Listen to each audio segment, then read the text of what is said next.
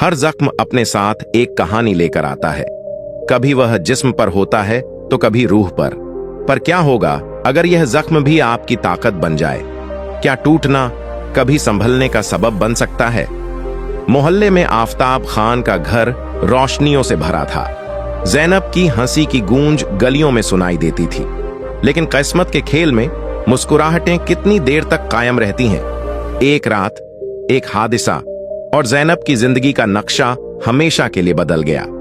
फिर शुरू हुआ खौफ, दर्द और जुल्म का वह सिलसिला जिसने एक मासूम लड़की को मजबूर किया अपनी हिफाजत के लिए वह कदम उठाने जो कभी उसने सोचे भी न थे। क्या एक औरत को अपना हक पाने के लिए अपनी रूह का सौदा करना पड़ेगा? क्या जैनब की रूह पर लगने वाले जख्म कभी भर पाएंगे? और क्या मुनीर जैसे दरिंदे को उसके की सजा मिलेगी? यह ऐसी दास्तान है जो बताती है कि कैसे एक लड़की की जिंदगी में आने वाले तूफान उसे तबाह नहीं करते, बल्कि उसे एक ऐसी औरत में बदल देते हैं जो तारीकी में भी उम्मीद की किरण तलाश कर सके। ये कहानी है जख्मों की जो निशान बनकर रह गए, पर उन निशानों से कहीं ज्यादा ताकतवर है वह रूह जिसने उन्हें सहा। आज हम आपको जैनब की कहानी सुनाते हैं, एक ऐसी कहानी जिसमें दर्द भी है, खौफ भी, लेकिन उससे बढ़कर है एक औरत का हौसला जिसने अपने टूटे हुए ख्वाबों में से नई उम्मीदें तलाश की। आफताब खान का घर मोहल्ले में सबसे पुराना था, लेकिन उसकी दीवारों में खुशियों का समुंदर मौजूद था। इस छोटे से मकान में 3 लोगों की जिंदगी में कोई कमी न थी। आफताब, उनकी बीवी राहिला और बेटी जैनब। आफताब एक छोटा सा कारोबार चलाते थे जिससे उनकी जिंदगी की गाड़ी आराम से चल रही थी। राहिला अपने घर की देखभाल में माहिर थीं। उनके हाथों में जादू था। खाना पकाने से लेकर कपड़े सीने तक वो हर काम बखूबी करती थीं। उनके चेहरे पर हमेशा मुस्कुराहट रहती जो घर को रोशन करती थी। जैनब, उनकी 18 साला बेटी, कॉलेज में पढ़ती थी। उसकी आंखें ख्वाबों से भरी हुई थीं और वो एक दिन डॉक्टर बनना चाहती थी। वो अपने अब्बू का दिल थी जो उसे मेरी प्रिंसेस कहकर बुलाते थे। अब्बू, आज मेरी पर्ची में सबसे ज्यादा नंबर आए हैं, जैनब ने एक दिन अपने वालिद के गले लगकर कहा। आफताब के चेहरे पर फख्र की लहर दौड़ गई। मेरी प्रिंसेस, मुझे तुम पर फख्र है। एक दिन तुम एक बड़ी डॉक्टर बनोगी और लोगों की जिंदगियां बचाओगी। राहिला ने मुस्कुराकर अपने शौहर और बेटी को देखा। अल्लाह तुम दोनों को हमेशा खुश रखे। वो एक आम शाम थी, लेकिन जैनब को नहीं मालूम था कि यह आखिरी शाम होगी जब वो अपने वालिद के साथ इस तरह हंसेगी। अगले दिन आफताब जैसे ही अपनी दुकान खोलने जा रहे थे, एक तेज रफ्तार ट्रक ने उन्हें कुचल दिया। ड्राइवर नशे में था और भाग गया। जब जैनब और राहिला को खबर मिली, उनकी दुनिया तहवबाला हो गई। अब्बू, अब्बू!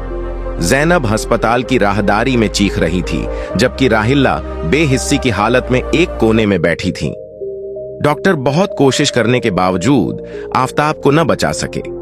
उस शाम जैनब और राहिला के सर से साया उठ गया। कई हफ्तों तक राहिला का घर से बाहर निकलना बंद हो गया। जैनब ने अपनी पढ़ाई छोड़ दी क्योंकि अब कॉलेज की फीस के पैसे नहीं थे। आफताब की दुकान को बेच दिया गया, लेकिन उससे जो पैसे आए वो उनके कर्जों की अदायगी में चले गए। अम्मी, मैं काम की तलाश करूंगी, जैनब ने एक दिन कहा, अपनी मां के बालों में सफेदी देखकर जो आफताब की मौत के बाद आई थी। नहीं बेटा, तुमने पढ़ना है, मैं काम ढूंढ लूंगी, राहिला ने अपनी बेटी के बाल सहलाते हुए कहा। लेकिन हालात बदतर होते चले गए। पैसे कम होते गए और घर का किराया देना मुश्किल हो गया। एक दिन मकान मालिक ने उन्हें निकल जाने का हुक्म दिया। वो पहली रात थी जब राहिला, जो हमेशा मजबूत रहती थीं, अपनी बेटी के सामने रोईं। आफताब, तुम हमें छोड़कर क्यों चले गए? मां बेटी ने कई जगहों पर कमरा तलाश किया, लेकिन हर जगह किराया बहुत ज्यादा था।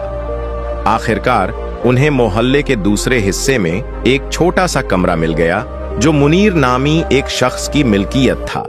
मुनीर 50 साल का एक तन्हा आदमी था जिसकी पहली मुलाकात में ही राहिला को अच्छा नहीं लगा, लेकिन कम किराए की वजह से उन्होंने वो कमरा ले लिया। यह किराया बहुत कम है, लेकिन मुझे उम्मीद है कि आप वक्त पर अदा करेंगी। मुनीर ने कमरे की चाबी देते हुए कहा। उसकी आंखों में जैनब को देखते हुए एक अजीब सी चमक थी। राहिला को कपड़े सिलाई करने का काम मिल गया, जिससे उन्हें थोड़ी बहुत आमदनी होने लगी। जैनब घर पर रहकर घरेलू कामों में अपनी मां की मदद करती थी। वो अक्सर ही अपने मरहूम वालिद को याद करती, उनके ख्वाबों को याद करती जो अब अधूरे रह गए थे। एक दिन जब राहिला काम पर गई हुई थीं, मुनीर कमरे के दरवाजे पर दस्तक देकर आया। मैं बस चेक करने आया था कि सब ठीक है या नहीं, उसने कहा। उसकी निगाहें जैनब के चेहरे से नीचे उतरती हुई उसके जिस्म का जायजा ले रही थीं। जैनब ने खुद को स्कार्फ से ढांपा और कहा, सब ठीक है, शुक्रिया। लेकिन मुनीर जाने की बजाय कमरे में दाखिल हो गया। तुम्हारे वालिद की मौत के बाद तुम अकेली हो गई हो। एक लड़की को इस उम्र में किसी मर्द की जरूरत होती है। मैं तुम्हारी मदद कर सकता हूं। जैनब के दिल में खौफ की लहर दौड़ गई। मेरे पास मेरी अम्मी हैं और मैं ठीक हूं, बराए करम जाए। मुनीर मुस्कराया, लेकिन उसकी मुस्कुराहट में कोई गर्मी नहीं थी। मैं तुम्हारे लिए काम ढूंढ सकता हूं, अच्छी तनख्वाह वाला काम। सोचो, तुम्हारी मां को इतनी मेहनत नहीं करनी पड़ेगी। जैनब ने मुंह फेर लिया। मैं अभी कुछ काम कर रही हूं, आप बाद में आ जाइए, जब मेरी अम्मी घर पर हों। मुनीर ने एक पल उसे घूरा, फिर बिना कुछ कहे चला गया। जैनब ने दरवाजा बंद किया और उसके पीछे बैठकर दुआ करने लगी कि उसकी मां जल्दी घर आ जाए। हफ्तों गुजरने लगे और मुनीर की जैनब के साथ बदतमीजी बढ़ती गई। जब भी राहिला घर पर न होती, वो बहाने बनाकर कमरे में आता, जैनब को घूरता और अक्सर उसके करीब आने की कोशिश करता। जैनब ने अपनी मां से इसके बारे में बात करनी चाही, लेकिन राहिला पहले ही इतनी परेशान थी कि जैनब उन पर मजीद बोझ नहीं डालना चाहती थी। तुम क्यों नहीं समझती कि मैं तुम्हारी मदद करना चाहता हूं? मुनीर ने एक दिन कहा, जब वो अचानक जैनब के करीब आ गया। मैं तुम्हें अच्छी जिंदगी दे सकता हूं। जैनब ने पीछे हटते हुए कहा, मुझे आपकी मदद की जरूरत नहीं है, बराए करम मुझे अकेला छोड़ दें। मुनीर का चेहरा गुस्से से लाल हो गया। तुम बहुत अकड़ रही हो। याद रखो, यह मेरा घर है। मैं जब चाहूं तुम लोगों को निकाल सकता हूं। उस दिन के बाद जैनब ने दरवाजा हमेशा अंदर से बंद रखना शुरू कर दिया, जब तक उसकी मां वापस ना आ जाती। वो मुनीर की नजरों से डरने लगी थी, जो दिन ब दिन ज्यादा खतरनाक होती जा रही थीं। अम्मी, क्या हम यहां से कहीं और नहीं जा सकते? जैनब ने एक रात सोने से पहले पूछा। राहिला ने आह भरी, बेटा, इतने कम किराए में हमें कोई और जगह नहीं मिलेगी, और मैं जो पैसे कमा रही हूं वो सिर्फ हमारे खाने और जरूरियात के लिए ही काफी हैं। सब्र करो, अल्लाह हमारी मदद करेगा। जैनब ने राहिला के हाथ में अपना हाथ रख दिया। अम्मी, मैं आपकी मदद करना चाहती हूं, मैं भी काम करना चाहती हूं। राहिला ने अपनी बेटी के सर पर प्यार किया। नहीं बेटा, तुम अभी बहुत छोटी हो। मैं चाहती हूं कि तुम दोबारा पढ़ाई शुरू करो। मैं कोशिश कर रही हूं कि कुछ पैसे बचा लूं, ताकि तुम दोबारा कॉलेज जा सको। जैनब ने अपनी आंखों में आंसू रोकते हुए सर हिला दिया। उसके दिल में एक ख्वाहिश थी कि काश एक बार फिर उनकी जिंदगी पहले जैसी हो जाए, जब उनके अब्बू जिंदा थे। अगले महीने हालात मजीद खराब हो गए। राहिला बीमार पड़ गईं और काम पर नहीं जा सकी, जिसकी वजह से उनकी आमदनी कम हो गई। किराया देने का वक्त आया और वो किराए के पैसे अदा नहीं कर सकी। मुनीर असबानियत से आया। मैंने तुम लोगों को कहा था कि किराया वक्त पर देना है। राहिला बीमारी से कमजोर मुश्किल से बोली, मुझे माफ करें मुनीर साहब, मैं बीमार थी। मैं आपको अगले हफ्ते तक पैसे दे दूंगी। मुनीर ने राहिला को देखा, फिर जैनब को, जो अपनी मां के पीछे खड़ी थी। ठीक है, मैं एक हफ्ता और इंतजार कर लेता हूं। लेकिन उसने जैनब की तरफ इशारा किया। मैं जैनब से बात करना चाहता हूं, अकेले में। राहिला हैरान हुई। मेरी बेटी से क्या बात करनी है आपको? मैं चाहता हूं कि वो मेरे घर में काम करे, किराए के बदले, सिर्फ सफाई वगैरह कुछ नहीं, मुनीर ने कहा। उसकी आंखों में एक अजीब सी चमक थी। नहीं, राहिला ने फौरन जवाब दिया, अपनी बेटी को करीब खींचते हुए। मैं खुद काम करूंगी, जैसे ही मेरी तबीयत ठीक हो जाएगी। मुनीर के चेहरे पर गुस्सा आया। तुमने कल किराया नहीं दिया तो मैं तुम लोगों को बाहर निकाल दूंगा। उसने जाते हुए जैनब की तरफ एक नजर डाली, जो जैनब के जिस्म में सर्द लहर दौड़ा गई। राहिला की बीमारी और बढ़ गई और वो बिस्तर से नहीं उठ सकती। जैनब ने अद्वियात खरीदने के लिए अपनी एक छोटी सी बचत इस्तेमाल की, लेकिन अब वो भी खत्म हो गई थी। अम्मी, मुझे फिक्र है, जैनब ने अपनी मां के पेशानी पर ठंडे पानी का कपड़ा रखते हुए कहा। राहिला ने कमजोर आवाज में जवाब दिया, फिक्र मत करो बेटा, अल्लाह हमारा हाफिज है। अगले दिन मुनीर फिर आया। इस बार उसके हाथ में कागज था। आज किराया देने का आखिरी दिन है। राहिला, जो अभी भी कमजोर थी, ने माफी मांगी। मुनीर साहब, मैं अभी भी बीमार हूं, मैं आपसे कुछ और वक्त मांग रही हूं। मुनीर ने सर हिलाया, नहीं, अब और नहीं, या तो किराया दो या निकल जाओ। उसकी निगाह जैनब पर पड़ी। या फिर मेरा पहले वाला ऑफर अभी भी कायम है। राहिला ने गुस्से से कहा, मेरी बेटी को आपके घर में काम नहीं करना है। मुनीर मुस्कुराया, एक ऐसी मुस्कुराहट जो जैनब के दिल में खौफ पैदा कर गई। मैं तुम लोगों को कल सुबह तक का वक्त देता हूं, या तो किराया दो या निकल जाओ। उस रात जैनब अपनी बीमार मां के पास बैठी सोच रही थी। वो नहीं चाहती थी कि उनका घर छिन जाए, खासकर जब उनकी मां इतनी बीमार थीं। उसने सोचा कि शायद उसे मुनीर की बात माननी चाहिए, शायद सिर्फ कुछ दिनों के लिए, जब तक उनकी मां ठीक न हो जाए। अगली सुबह जब राहिला गहरी नींद में थी, जैनब ने हिम्मत करके मुनीर के घर का दरवाजा खटखटाया। मैं काम करने के लिए राजी हूं, जब तक हम किराया अदा न कर दें, उसने कहा। उसकी आवाज कांप रही थी। मुनीर मुस्कुराया और उसे अंदर आने का इशारा किया। मैं जानता था कि तुम आओगी, अंदर आओ, मैं तुम्हें बताता हूं कि मुझे क्या चाहिए। जैसे ही जैनब अंदर गई, मुनीर ने दरवाजा बंद कर दिया। वो कमरे में अकेली थी, एक ऐसे आदमी के साथ जिसकी नजरें उसे डराती थीं। पहले मुझे चाय बनाओ, मुनीर ने कहा, बावर्ची खाने की तरफ इशारा करते हुए। जैनब ने सर हिलाया और बावर्ची खाने में गई। उसका दिल जोर जोर से धड़क रहा था, लेकिन उसने अपने आप को समझाया कि यह सिर्फ कुछ दिनों की बात है, फिर सब ठीक हो जाएगा। जब वो चाय बना रही थी, उसने महसूस किया कि मुनीर उसके पीछे खड़ा हो गया है, बहुत करीब। तुम बहुत खूबसूरत हो, उसने कहा। उसकी गर्म सांसें जैनब की गर्दन पर महसूस हो रही थीं। जैनब ने खुद को हटाने की कोशिश की। मुझे चाय बनाने दें, लेकिन मुनीर ने उसकी कलाई पकड़ ली। मैंने कहा था ना कि मैं तुम्हें मदद दे सकता हूं, तुम मेरी बीवी बन सकती हो। जैनब ने पीछे हटने की कोशिश की। नहीं, मुझे जाना है, मेरी अम्मी। मुनीर की गिरफ्त मजबूत हो गई। मैंने तुम पर बहुत खर्च किया है, तुम्हें और तुम्हारी मां को इतने सस्ते में कमरा दिया, अब मेरी बारी है। जैनब ने अपने आप को छुड़ाने की कोशिश की, लेकिन मुनीर बहुत ताकतवर था। उसने उसे दीवार से लगा दिया, अपना हाथ उसके मुंह पर रख दिया ताकि वो चीख न सके। कोई फायदा नहीं है चीखने का, कोई नहीं सुनेगा, मुनीर ने कहा।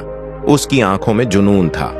जैनब ने लड़ने की कोशिश की, खुद को बचाने की कोशिश की, लेकिन मुनीर ने उसके हाथ पकड़ लिए और उसे जमीन पर गिरा दिया। उसकी आंखों से आंसू बह रहे थे। वो अपने वालिद को पुकार रही थी, अब्बू बचाओ, कोई तो मुझे बचाओ। लेकिन कोई नहीं आया। उस काली रात में जैनब की जिंदगी का एक हिस्सा हमेशा के लिए खत्म हो गया। घंटों बाद जब मुनीर थक गया, जैनब ने किसी तरह अपने आप को उठाया और बाहर निकल गई। उसके कपड़े फटे हुए थे, उसके जिस्म पर नील पड़े हुए थे और उसकी रूह टूट चुकी थी। राहिला, जो नींद से जाग चुकी थीं, परेशानी से अपनी बेटी को तलाश कर रही थीं। जब उन्होंने जैनब को इस हालत में देखा, वो चीख पड़ी, जैनब, ये क्या हुआ? किसने ये किया? जैनब फर्श पर गिर पड़ी, रोते हुए। अम्मी, मुनीर, उसने। राहिला के चेहरे पर गुस्से और दर्द की लहर दौड़ गई। मैं उसे नहीं छोड़ूंगी, मैं पुलिस को बुलाऊंगी। लेकिन जैनब ने अपनी मां का हाथ पकड़ लिया।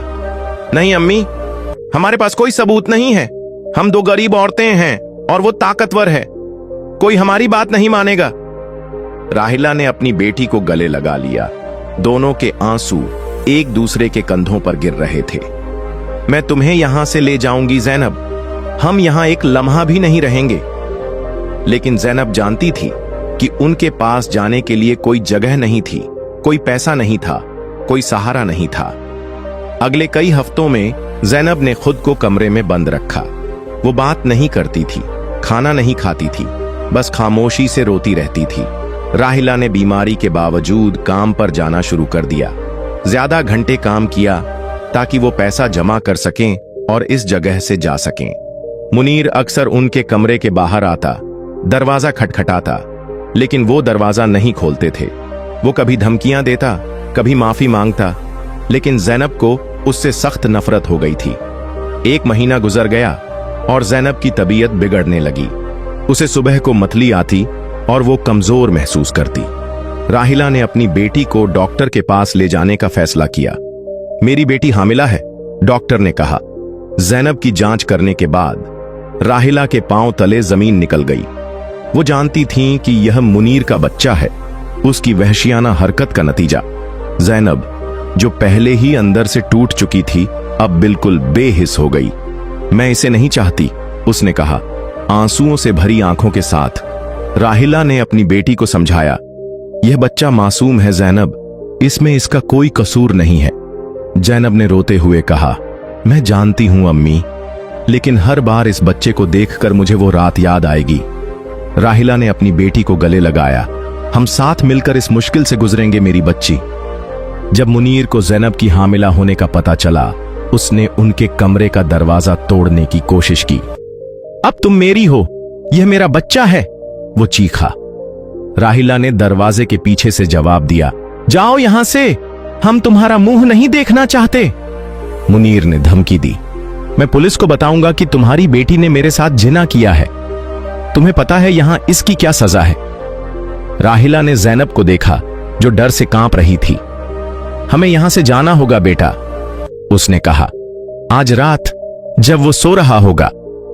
उस रात राहिला और ज़ैनब ने अपना सामान बांधा और चुपके से कमरे से बाहर निकलने की कोशिश की, लेकिन मुनीर, जो शराब के नशे में था, ने उन्हें पकड़ लिया।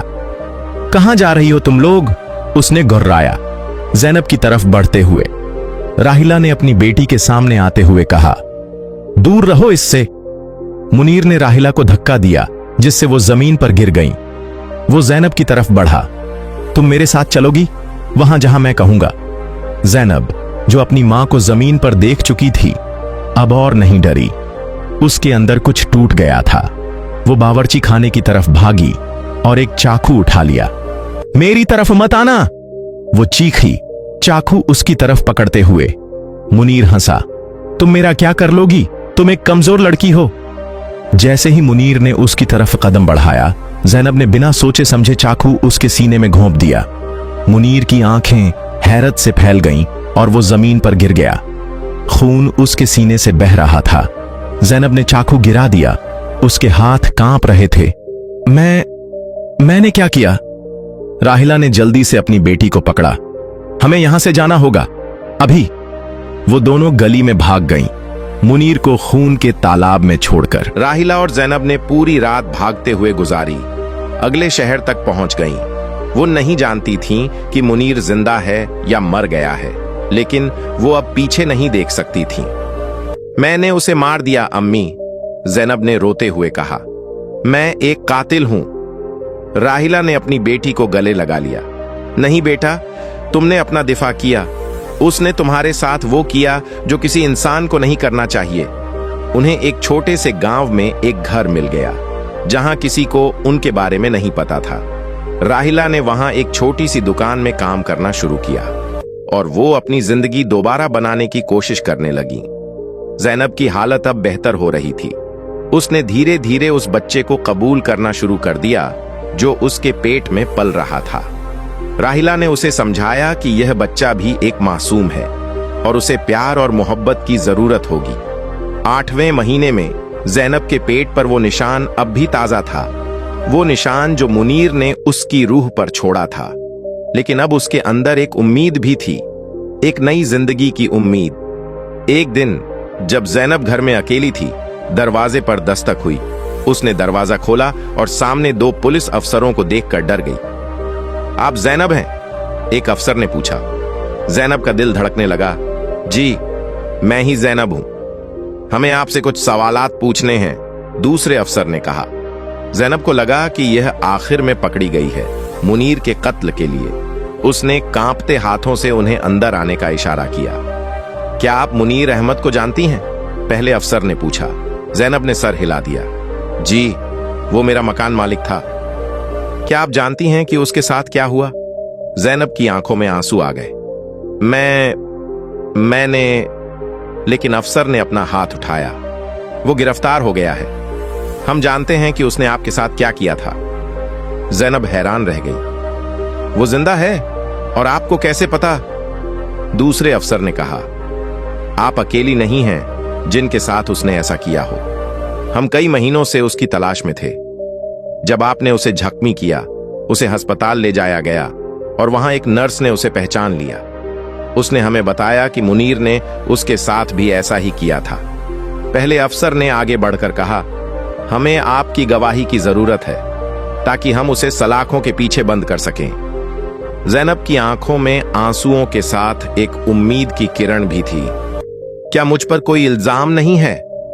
अफसर ने सर हिलाया। नहीं, आपने अपना दिफा किया था। जब राहिला घर वापस आई, जैनब ने उन्हें सब कुछ बताया। दोनों एक दूसरे को गले लगाकर रोने लगीं, लेकिन इस बार उनके आंसुओं में राहत थी। अल्लाह ने हमारी सुनी बेटा, राहिला ने कहा अपनी बेटी के बाल सहलाते हुए। अब हमें डरने की जरूरत नहीं है। जैनब ने अपने पेट पर हाथ रखा, जहां वो निशान अब भी मौजूद था। मैं चाहती हूं कि मेरा बच्चा एक बेहतर दुनिया में पैदा हो, जहां उसे किसी से डरने की जरूरत ना हो। राहिला ने अपनी बेटी के हाथ पर अपना हाथ रखा। हम इस बच्चे को बहुत प्यार देंगे जैनब। ये हमारा खानदान है और हम इसे महफूज रखेंगे। जैनब की आंखों में बहुत अरसे बाद मुस्कुराहट आई। अम्मी, मैं अपने बच्चे से प्यार करती हूं और मैं उसे वो सब कुछ देना चाहती हूं जो मेरे अब्बू ने मुझे दिया था, प्यार, हिफाजत और उम्मीद। मुकदमे के लिए जैनब और राहिला अपने गांव वापस गईं। मुनीर को गिरफ्तार कर लिया गया था और अब उस पर मुतद्दिद खवातीन के साथ ज्यादती करने का इल्जाम था।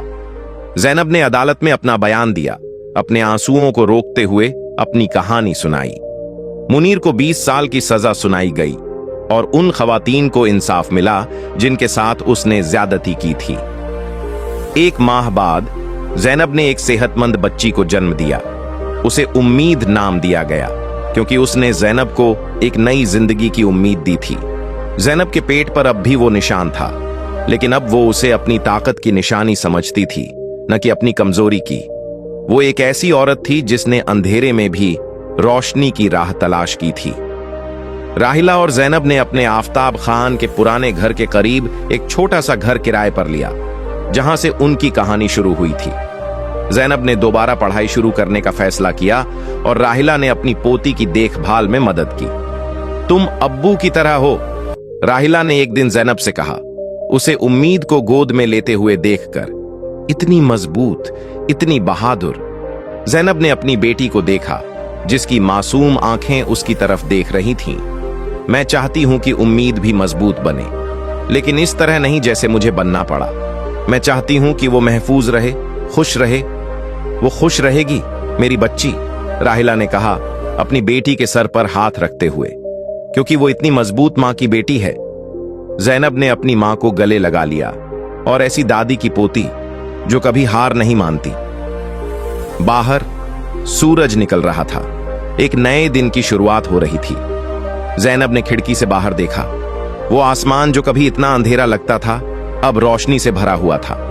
उसने अपनी बेटी को अपनी बाहों में लिया और सोचा कि वो इस नए दिन का इस्तकबाल करने के लिए तैयार है, एक ऐसी जिंदगी के साथ जो अभी शुरू हुई है।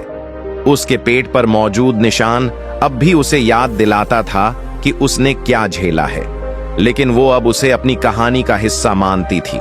एक कहानी जिसमें वो सिर्फ मुतासिरा नहीं, बल्कि एक बहादुर इंसान थी, एक ऐसी औरत जिसने हर मुश्किल का सामना किया और अभी भी मुस्कुरा सकती थी। उस दिन से जैनब ने अपनी बेटी से वादा किया, मैं तुम्हें वो दुनिया दिखाऊंगी जिसमें कोई खौफ नहीं है, जहां तुम अपने ख्वाब पूरे कर सकती हो।